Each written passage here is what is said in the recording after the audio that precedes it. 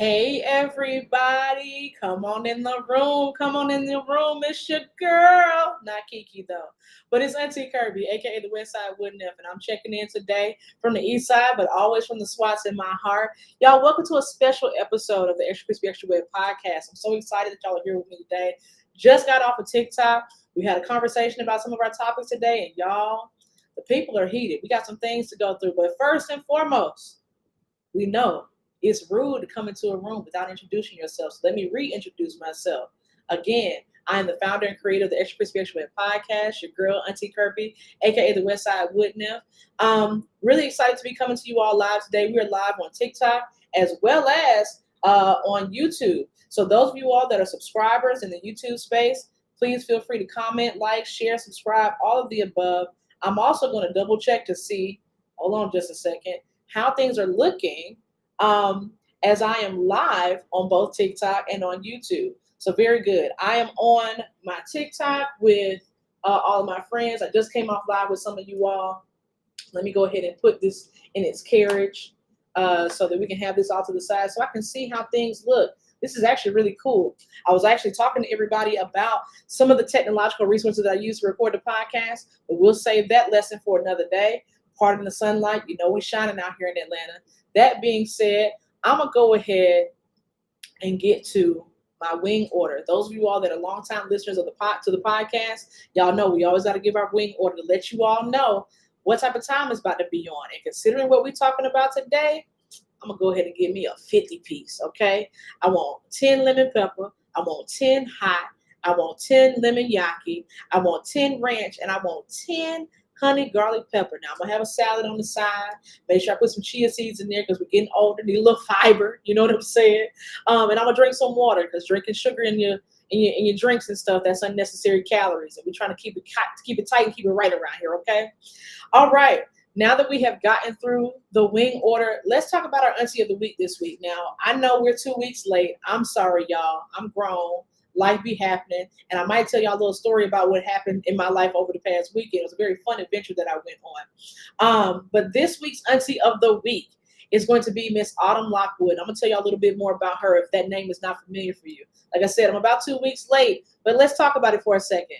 Autumn Lockwood's journey to becoming the first Black woman on a Super Bowl winning coaching staff is deeply rooted in her educational background. She earned a bachelor's degree in exercise science from the University of Arizona and later a master's in sports management from East Tennessee State University. Her collegiate education provided her with a strong foundation in athletic development, which she applied in various roles at the University of Houston and ETSU.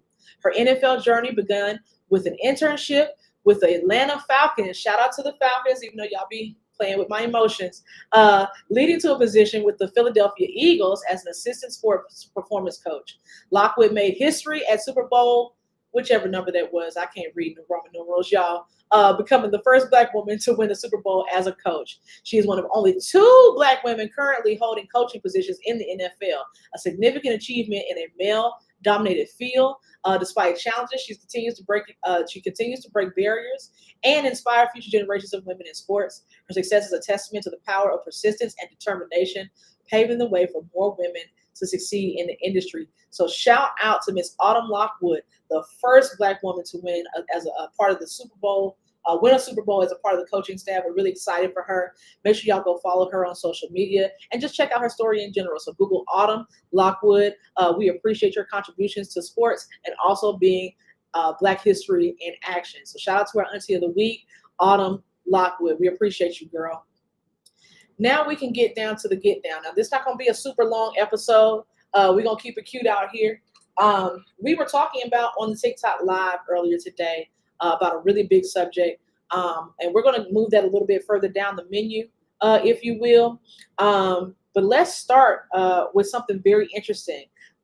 Many of you know that A$AP Rocky was facing some charges out here, and he actually got found not guilty. Now, what's really, really interesting is the way that he reacted to the not guilty reading. As they were reading off the fact that, hey, you're going to be able to go home, not only did Rocky wrap his arms around, I assume, one of his attorneys, but he leaped into the audience, into the arms of his baby mama, a.k.a. the queen of the Navy, Miss Rihanna. It was a very interesting thing to watch. I was very, very surprised that he did get a not guilty situation over that circumstance. And I have to do a little bit more Googles to find out what the deeper parts of it was. But if I'm not mistaken, there was some mishandling of evidence. And oftentimes, y'all know, sometimes the justice system don't be doing what it's supposed to do. So that being said, Rocky's home, y'all. It's the eye of the tiger. Oh, wait, wrong one. Let's move on to our next story. So, America's favorite baby daddy. Speaking of being a baby daddy, Mr. Elon Musk, one of his baby mamas was caught begging, pleading for some coin and for some recognition on social media. Now, I find it interesting that the actual leader in charge, the Doge, if you will, or the Doge, is out here having baby mama drama. Apparently, he has not taken on the role of being a father in this child's life. So Ashley, the mother of the child, has brought it to social media, specifically to Twitter, to let him know, hey, the baby crying, it need milk, it need water, it need attention, it need love. What you doing, sir? And apparently Musk has, replied in some type of way, but it definitely ain't been no alimony or no child support. So I guess we'll see how that situation turns out. And considering the fact that he's a potentially terrible baby father, I can only imagine what's going to happen as it relates to his leadership role that he has now taken in the country. It's going to be very strange, y'all. Stay tuned for updates on that. Speaking of, again, being in court and having folks getting you hemmed up, apparently one of Diddy's attorneys decided that they was going to get up out of here. Apparently, as a part of that case, the diddler being who he is, he may be participating in necrophilia, i.e., playing with unalive bodies. That's kind of crazy. As if the case couldn't get any crazier. Like, we already know that we've watched him do what he did in that lobby with Cassie. That was terrifying and disgusting. We have watched how he has treated other people in the industry. Allegedly, Mary J. Blige has suffered certain situations and circumstances because of that man. And we all know about, like I said, Cassie's situation. And so to now find out that you might have been out here poking people with your alive stick, but on an unalive body, that's kind of crazy, sir. So again, I guess we'll keep our eye on it. Either the Shade Room or somebody's going to report on it, because they definitely love reporting on unalive bodies. That being said, let's move on to something else political. Apparently, Trump had a few of the community up at the White House for some reason. Don't know why. Not concerned. We don't even like speaking that man's name. But that being said, Kodak Black and Tiger Woods come to the front of the congregation. What are y'all doing? Now, I'm not surprised at Kodak Black, because anybody that knows Kodak Black's history, he unfortunately was found guilty of assaulting a number of women some years ago. So I'm not surprised that he aligns with the Cheeto in chief. Clearly they share a passion for harming women. And as far as Tiger Woods is concerned, I would have thought you guys sick of being around blondes, because you've already gotten drugged to the mud legally and otherwise because of the fact that you like being around blondes. You may want to stay out from around that White House, okay? I see that you've been having a great career as far as helping your son get his stuff together. You may want to try to keep it cute out here and stay out of the White House before you find yourself with an eagle instead of a birdie. That being said, let's move on to a very interesting time at the NAACP Awards this past weekend. So Keke Palmer got Entertainment of the Year and decided that she was going to bring a bit of her comedy to the stage. And during her acceptance speech, many of you all probably know or have seen clips of her singing that iconic part of the Wicked song that Cynthia does. Well, she decided she was going to do that during her speech and point directly at Cynthia. And Cynthia did not look too happy about that. Quite interesting, to say the least. We're hoping that Cynthia is okay. I'm also worried about her health, but who knows? Maybe she's gotten small for a role. But hopefully at this particular point, that little moment in time with Keke will not end up being an issue. And she'll understand that it's just a little bit of camaraderie. Although, Cynthia, we do recall, we did not forget, you didn't too much like us Black Americans when you first got on the scene. You was talking about us and dragging us a little bit on the social medias, girl. But hopefully now that you've seen some success with Wicked, you'll take a moment to recognize that the Black community is here for you. We want to love you. Don't make us cancel you, okay? Now, another thing politically, I'm pretty sure y'all have opened Google Maps recently. Have y'all looked at the Gulf of Mexico? I'm sorry, the Gulf of America? I mean, the Gulf of Cheeto and Cheeto. I'm sorry. I'm confused. All these new names. Y'all, Butterflies in the sky. I can fly twice as high. It's in the book. Take a look. It's the reading rainbow. Why did this man change the Gulf of Mexico literally to Gulf of America? And I know he said he was going to do it, um, but we didn't need that. We didn't need that at all. We have a hard enough time finding everything else on the map. We didn't need you to change the Gulf of Mexico into the Gulf of America. And technically, if we really want to get there, if we're going to be historically accurate, it's the Gulf of Mexico because America is Mexico. But anyways, I digress. Now, another story that I found interesting this week was, well, within the last 2 weeks since the Super Bowl, everybody had so much fun watching Kendrick Lamar confuse the hell out of YT America during his performance. But even more so, like they tend to do, people had something to say about Serena's participation. Now, anybody that has followed Serena's career knows that she crip walked during one of her celebrations during a win that she had about 13 years ago. I don't remember which particular tournament it was, but that's not what's important. What's important is that Stephen A. Smith decided to open up his wide leg mouth, his Stacey Adams, Steve Harvey collection wearing self, talking about if it was my woman, I would have left her because why are you out here being petty to one of your exes? Well, that's the problem, Steve. You don't have the kind of exes that she does. So you don't have to worry about being petty to anybody. I need all people, but men in particular, to stay out of women's business. And specifically Stephen A. Smith, stay out of Serena's business. You have not won that many championships, even though you are an ex-basketball player. If you really wanted to be of some assistance, you would just stop talking. We would stop seeing you. I don't know about the people that are into his sports commentary.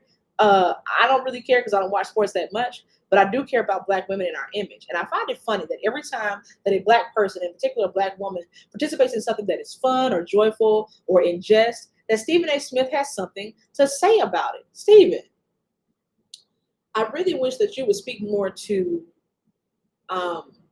Black men than you speak to Black women. Although I mean, Kwame Brown might come back out the woodwork on you again, and we don't want those problems either.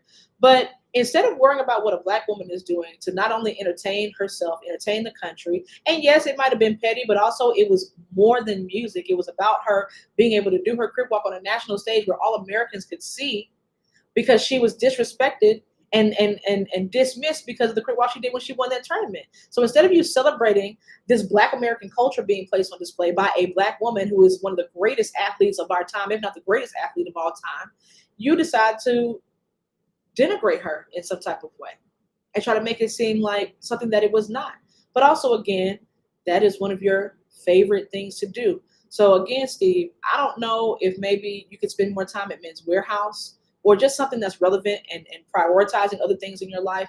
But we would appreciate it if you would mind your business and stop worrying about what Serena or any other Black women are doing. In fact, Black marriage rates are down. Why don't you find a Black woman to marry so you can mind your business? Okay, thanks. We appreciate it.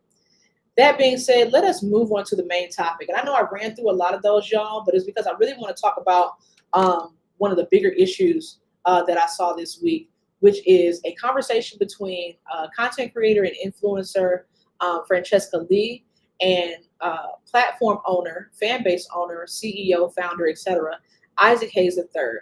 So I'm going to slow my cadence down for this one for a little bit. Again, I was just on TikTok Live talking to some of my mutuals about how they felt about the situation.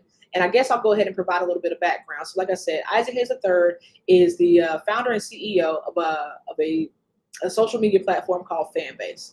And essentially the idea is that it was supposed to be a competitor for things like TikTok, Instagram, Facebook, Twitter, etc. Even though he spends most of his time on Twitter and Instagram and not on Fanbase, but we'll get back to that. But it was supposed to be an alternative. And even up to a month ago, when there was supposed to be the TikTok BAN, which because I'm live on TikTok right now, I can't say certain words.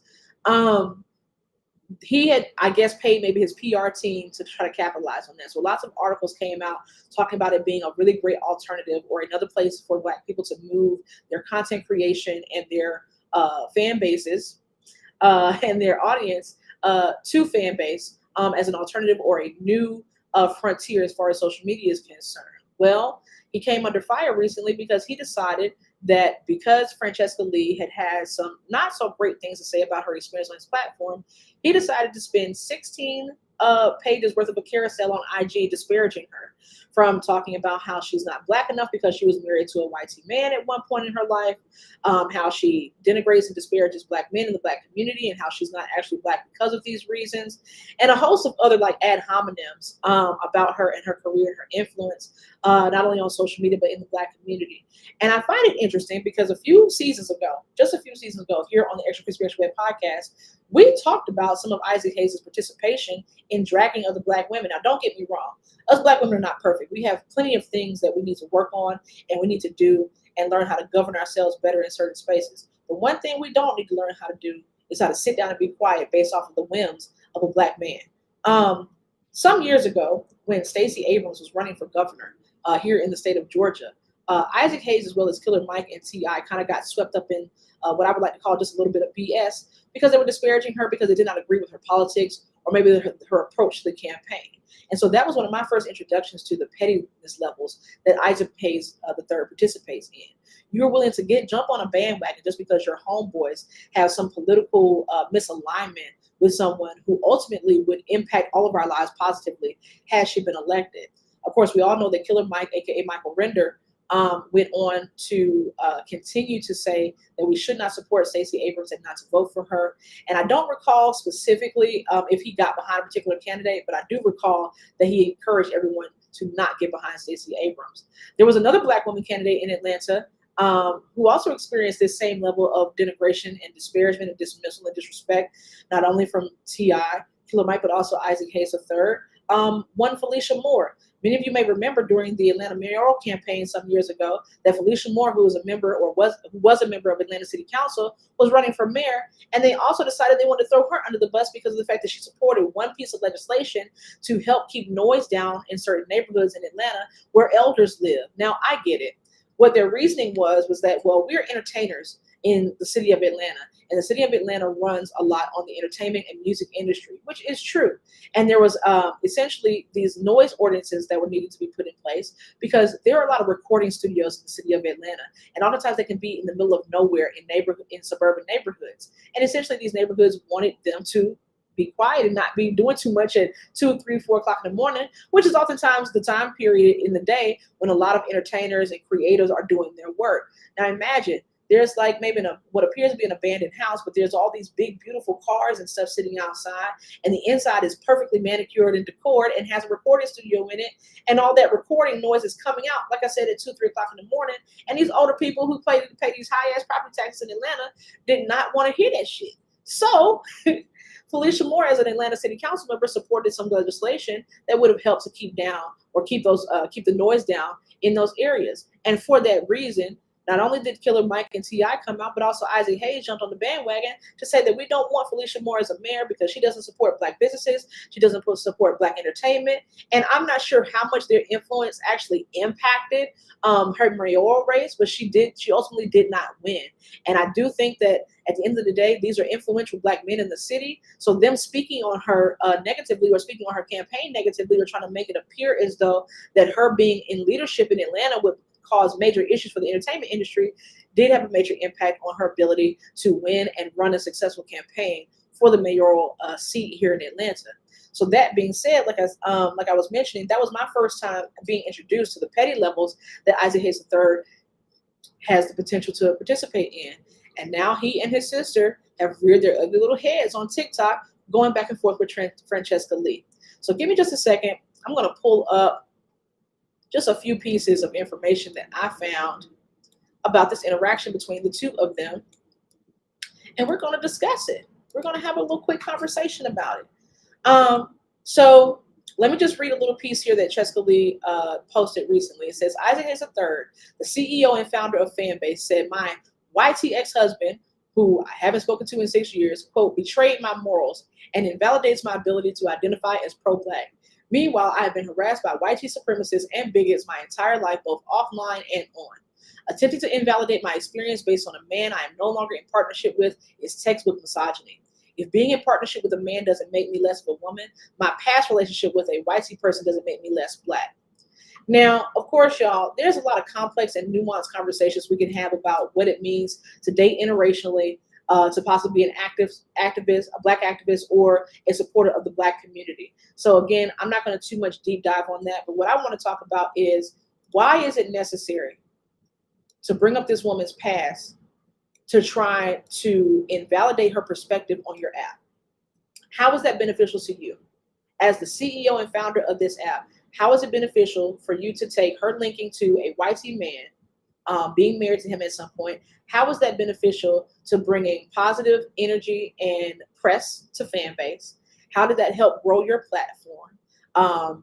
How did that help with investors and partnerships or opportunities for you to widen the scope and the visibility of fan base? How did that help? How did going at Francesca Lee help you to build fan base?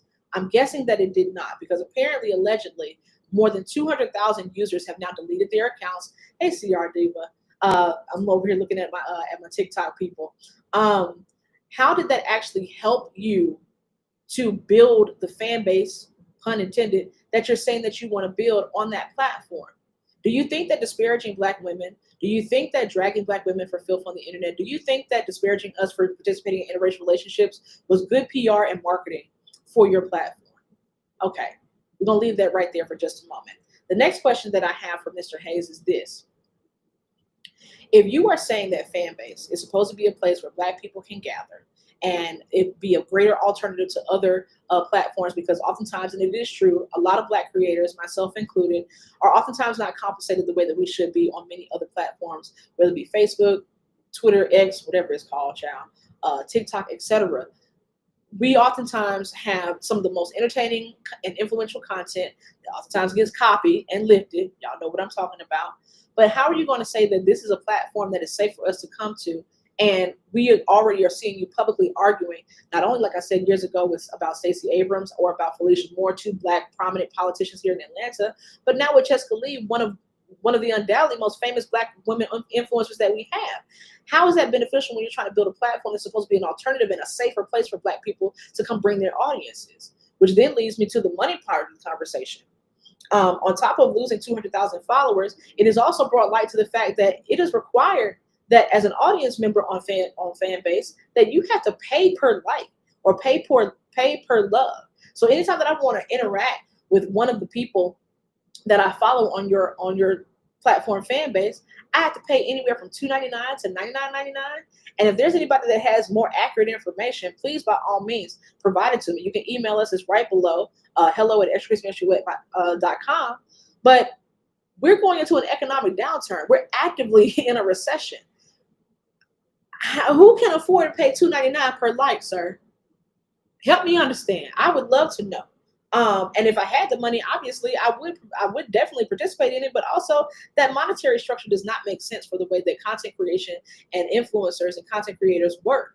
Part of the reason why some of the other platforms work so well is because people are able to get brand deals and partnerships, and also because their audience is able to have a low barrier to entry by being able to give 1 cent, 5 cent, 20-cent gifts. But you're requiring people to pay $2.99, and you think that's a place where Black people, who unfortunately we are still technically very economically unempowered in this country, you think that that is an intelligent idea to have us paying almost $3 per like, per interaction with our content creator? The person might as well have just set themselves up on Patreon and ask people to pay $10.99 a month to see them shake something for a piece of change. So there's that. The other thing is your sister, and I jumped in the comments where Francesca was posting to see that your sister was going back and forth with strangers. Now, it's bad enough that you embarrass yourself and embarrass your platform, but to allow your sister to come into it tells me how much you really care about protecting Black women and being a bastion for hope, grace, and autonomy and agency, not only for Black women, but for the Black community. Why would you let your sister jump into this internet brawl? You didn't need backup from her. You're a big boy. You got it. You don't need her to be fighting your battles for you. And she's out here putting bad energy on her name on whatever platforms that she's created on behalf of your poor decisions around poor interactions with people. There's so many other ways that you could have built fan base where it would have created an opportunity for safety and for loving community to be built. You recently tweeted out that, there are certain people that have greater levels of influence that you could have been working with, whether it's the Drakes, the Kai Cenats, You also mentioned DJ Academics, which is a strange person to be aligning yourself with at this point in history, and we might circle back around to that. But why is it that all of these Black men that you tout as some of the greatest influencers are not also helping you for free to promote the platform fan base? I just, inquiring minds want to know. You BFFs with Killer Mike and T.I., they have very large platforms. Why do I not ever see them constantly promoting being on fan base and participating in fan base and signing up on fan base and using the pay structure and the content creation structure on fan base? Why is it that even the Black men in your life that you ride for and whose coattails you ride on are not riding for you? Are you in community with them, or is it just a clout chase? Is this a multi-level marketing scheme that you were trying to build? We're not sure, Isaac. But again, the willingness to go back and forth on the internet with Black women about their autonomy, their agency, their past marriages, them having a negative opinion about their experience of your app, it's just very telling. Now, let me get to the technology piece for a second. We can stop talking about the Blackness of it all. Let's just talk about the technology itself. Now, I've never had a fan base account because I'm not a fan. I saw screenshots of that app very shortly after it was released, and I knew instinctively, I'm like, this is not an intuitive interface.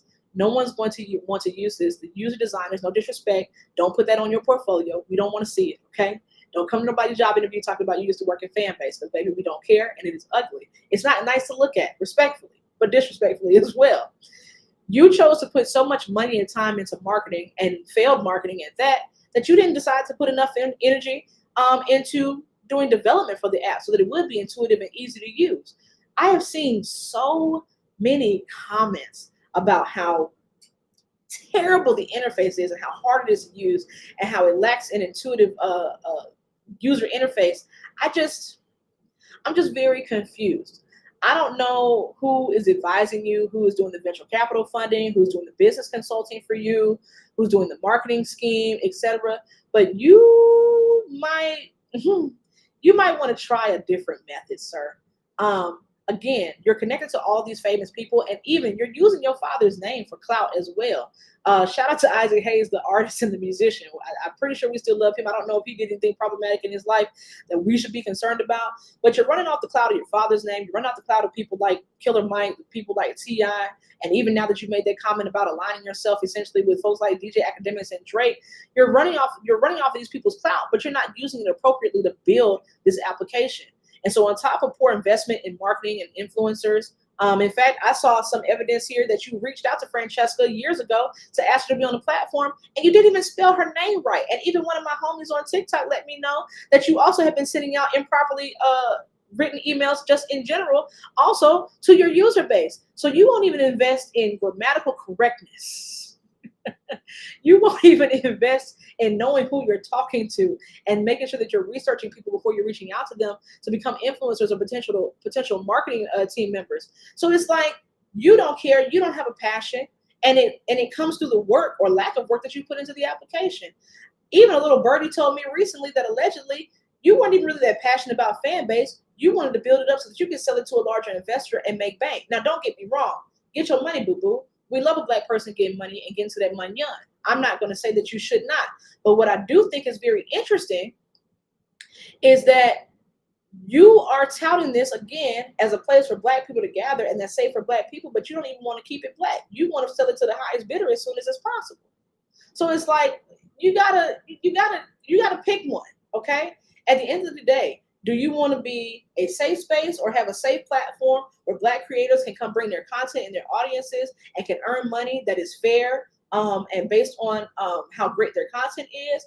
Or do you want to be one of these hyper-capitalistic, pro-capitalistic VC type of guys, Silicon Valley type of guys, like the head of Apple, like the head of Tesla, aka the actual president? Like, you need to pick a side. And again, I must say to you, as a Black woman, and let me stop playing for just a second and be very serious. As a Black woman, it is already hard enough for us to find kind and loving and thoughtful and educated and emotionally well-balanced Black men in our everyday lives, not only because of mass incarceration, low education rates, but also, just because this is an oppressive country and it doesn't like Black men. We all know that, and we know what you all have been put through in this country. But it makes it even worse when you are a part of such a long lineage and legacy like that of Isaac Hayes, I assume the second since you're the third. I don't know what the naming convention was in your family, but the legacy of a man like that who provided us such beautiful music, a soundtrack to blackness, if you will, to come at us the way that you do. It's already hard enough for us to find solace and peace with many of you in our everyday life. But for you to get on Beyonce and Al Gore's internet and Watusi and Francesca Lee's face the way that you did and insult her and do this whole barrage of nonsense, not only on Instagram, but on TikTok and on Twitter, all different platforms that are owned by known white supremacists or ran by known white supremacists, and disparage a black woman in that way, and you want us to believe you want to create a safe space for us to bring our content and bring our audiences? I don't believe you, Isaac. I don't believe you. And it actually hurts me. I know I've been being funny and a little bit sarcastic in this space, but it actually hurts me to know that you would publicly disparage black women the way that you do, and especially huge black creators like a Francesca Lee, who if you had just came to her on some cool stuff, then it would have been fine. And I get it. You might have been butthurt because she said she did not have a great experience with your app. But the reality is that your app is trash, baby boy. And if it wasn't trash, no one would have anything negative to say about it. And it's not just her that said it. There are multiple influencers who have gotten on fan base and said, whoo, this is too much, and have deleted the app. And now that you have gone on this tirade that you went on with Francesca Lee, people have left in droves. You must understand something. I'm going to say this to everybody. I'm going to hold your hand with a napkin in between while I say this. We told y'all there's a 92% that we was going to sit down somewhere. What that also meant was that we were not only taking our money, we were taking our attention. So now you have lost hundreds of thousands of users from your platform, all because you could not have a private conversation with Francesca Lee. That also tells me that you are a PR nightmare, a marketing nightmare, and that you also don't have any problem blowing up everything that you work for just to try to get a point off to someone. And that's crazy. That's absolutely crazy. It's insane. You are a liability, not only to yourself, but the people around you. You need to apologize to your sister for dragging her into your nonsense and allowing her to be a part of something of disparaging another black woman publicly, because that's something that we do too much already in the first place. And I'm not saying that I'm concerned about the YT gays. I'm not. I don't care about how YT people feel about how we talk to each other. This is about how we show each other how we treat each other. And it's fine to kiki and be funny and laugh and all that type of stuff, but at some point you got to know when it's too far. And it's too far when you're putting black women in harm's way. Not only your sister, but also Francesca, because the way that you treated Francesca on the internet also gives way for other people to disrespect her like that. She literally said it in this statement. Meanwhile, I have been harassed by white supremacists and bigots my entire life, both offline and on. And you dogpile on her just to add on to it. We're sick of it. No one wants to participate in that type of foolishness, sir. And just because you are a black man and it's a black-owned platform doesn't mean that you are entitled to black people's money and black people's time. Just because you are a black business owner doesn't mean that you are a safe space for black people and other black business owners or entrepreneurs. And because of the fact that you put on this public display with Francesca Lee the way that you did, and again, for me, I found out years ago what type of time you was on, it does not make me feel, or anybody for that matter, especially black women and black entrepreneurs and black women influencers and content creators, it doesn't make us feel safe or feel like we should even step foot into a space where you are in leadership. Because what you've demonstrated is that you don't know how to lead. Because the app, you refuse to take constructive feedback about it. Even before Francesca said anything about it, hundreds of thousands of people were giving you feedback. Hey, bruh, this doesn't look right. This don't look good. This don't feel good. This pay structure is crazy. I don't know how to work this. It's not intuitive, etc. And had you been willing to listen to your people, and listen to the general public who have been interacting and engaging with your app, you have been willing to listen actively and taking that feedback and redirected that $5.2 million that you just raised so-called a month ago, and redirected those funds to getting people who are dedicated to their craft as it relates to software development and user interface development, then you may have been able to get that app off the ground the way you thought that you was, based off the so-called TikTok BAN, which, by the way, we all knew that was a grift as well. So I'm really, really sad to see you as such a prominent black man and a prominent black figure in the community having such a hard time understanding why it's important to govern yourself with a certain level of propriety and pride when you are moving about these quote unquote entrepreneurial streets. And so again, very, very unfortunate that that's the way that you decided to behave. I'm looking at some of this stuff that you said to this young lady. What is this here? You talk about empowerment, yet you use your platform to attack the very people who are actually doing the work to create ownership and generational wealth in our community. And the irony, While you love to position yourself as a voice for the culture, your personal choices tell a different story.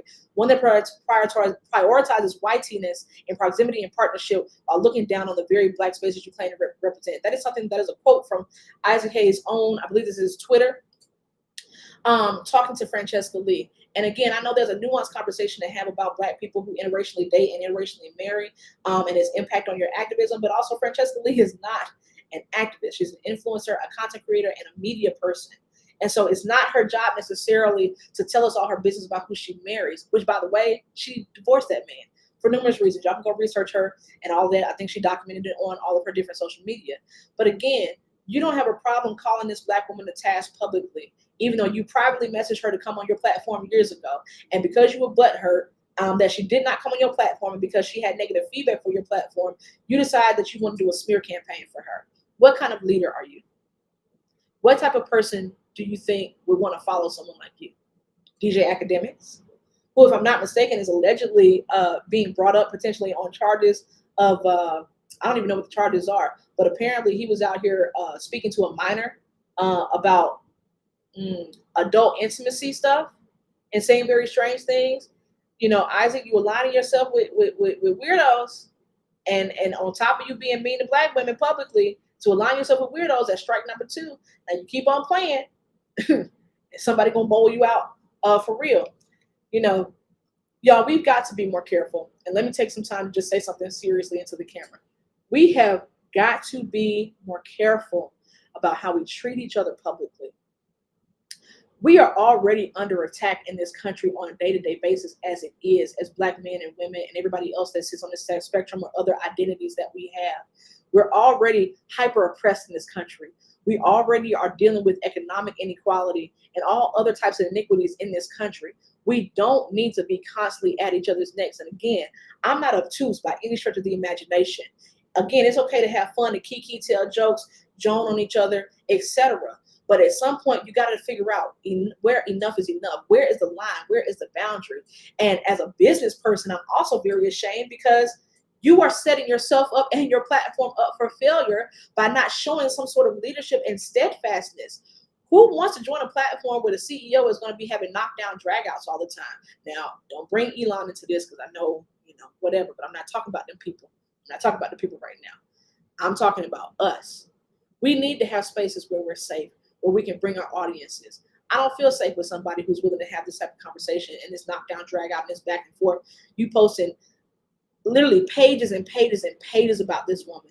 And then now, if I'm not mistaken, maybe about 15 hours ago, you posted some sort of, rinky-dink apology about, to anybody that I hurt. The damage is already done. I'm sick of empty apologies from people. That's not just Isaac Hayes, that's from anybody. The damage is already done. You done already said something crazy about the woman on the internet in multiple spaces. You done already sicked your sister on her in the process, and then possibly sick other people who already did not like Francesca on her as well. So you're also impacting a Black woman's mental health. And again, had you just listened to her, things could have been different. It could all be so simple, but you'd rather make it hard. That being said, that's the time that I'm going to spend talking to Isaac Hayes. I hope that he learned from this situation and that he'll do better about his own personal PR and his business PR moving forward. But honestly, I think the damage is done to his reputation. Again, I found out years ago how petty he truly is and how much he doesn't have a problem talking crazy and reckless about Black women publicly, and specifically in the political sphere and now in the social media sphere. So honestly, I think you cook, bro. I know your daddy restaurant in Memphis had closed, but maybe you should go focus on building that back up because it looked like you can cook better than you can talk. That being said, let us move on to the to-go box. We're going to leave book of the month this episode. We're going to leave that on the table because I'm going to wait for my co-host, shout out to Nick, to come back and do that for us. We miss you, and we will see you next week. But I'm going to get to my let-goes in the to-go box for this week. My to-go box this week is going to include themes of, what's the word that I want to use? Themes of just trying something new. I was just talking about the situation with Isaac and with Francesca. And y'all, we've been doing a lot of things the same way we always do it. Call out culture, cancel culture. I'm finna, spam your inbox with all kind of crazy stuff. I'm gonna put your information on a public platform so that people can shame you. I'm gonna frame circumstances where it's positive in my direction and negative in your direction so that you can be publicly shamed. etc. And I would just challenge all of us in To Go Box this week, try a new way of doing things. Maybe it would be better to uplift people next to you, above you, below you, in front of you, behind you. Maybe it would be better to spend more time in solitude. Maybe in those moments where you feel like, oh man, I'm ready to drag this person. I'm about to tell them all their business. I'm going to put it all out there in the streets for everybody to see. Maybe take a step back and say, you know what? Let me try a different way. Because who knows? Maybe doing the same thing over and over again and getting the same results is something called insanity. So maybe it's worth us trying some different methods. And so for all the Isaac Hayeses out there, all the people that are haters or people that cannot take constructive criticism or feedback, try something different. Try another method. You know, if the first thing that you did didn't work, maybe you should adjust your strategy. Maybe you should consult people who are experts. Maybe you should sit in solitude, like I said, and just be quiet for a moment and think about what impact, what is your goal? What are you trying to do? What is the outcome? My brother tells me that all the time, and shout out to him. I miss you, big brother. I'm going to come see you. I made a mistake and missed out on a meeting time with him this past weekend. And my sister-in-law sent me a text saying that your brother sat by the door the whole day waiting for you. And I'm like, that's terrible. I'm so sorry. But maybe, just maybe, y'all, it is worth trying a different method. If you have been trying to, and we're gonna run down the gamut real quick. If you've been trying to lose weight and the method that you've been using not working, maybe it's time to try something different. You've been trying to clear your skin up and the products that you're using not working, maybe it's time to go get an esthetician. Save up your money, spend the $250 for the proper facial or for whatever laser things that you need. If you have been trying out relationships, romantic and platonic, and your methods haven't been working, maybe you've been only on TikTok. Maybe you've only been on YouTube in the comments. Maybe you've only been on Twitter and so on and so forth. Maybe you should get outside. Go outside. You know what I'm saying? Maybe go to a library. This weekend, I was afforded an opportunity to go and work at the Oyster Fest here in Atlanta. Had a good old time. Now, don't get me wrong. The general public is still crazy. And I've worked in retail a couple times, so I had some retail situations where people was getting real emotional, teenage emotions, if you will, about some things. But I had fun, and I even got a number while I was out. I'll tell y'all that story another day.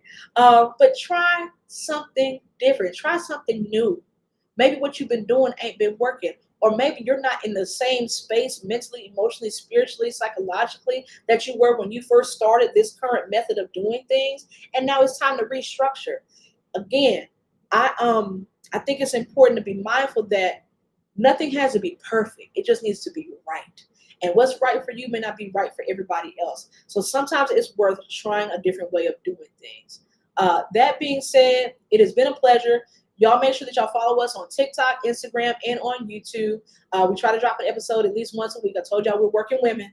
So we're figuring it out, I swear. But we're going to get on a consistent schedule and make sure that we're seeing you and bringing you some of our funny opinions and some of our serious anecdotes. That being said, if you have any questions, comments, concerns, or emotional outbursts, feel free to email us. It's at the bottom on the ticker.